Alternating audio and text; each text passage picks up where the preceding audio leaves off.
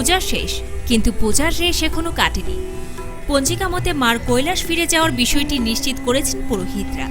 মন্ত্রপাঠ শেষ, চলছে প্রতিমা নিরঞ্জন, কিন্তু এরপরেও রাজধানীর বনেদি এবং বিগ বাজেটের পুজোগুলিতে একাদশীর রাতে ছিল দর্শনার্থীর ভিড়।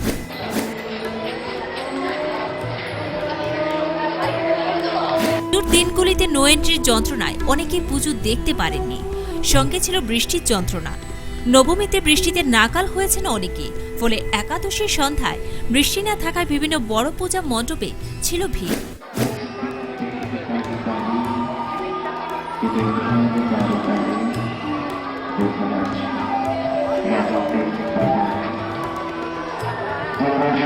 লক্ষ্মী পূজার আগে শুক্রবারের মধ্যে নিরঞ্জন শেষ করতে বলেছে পুলিশ প্রশাসন।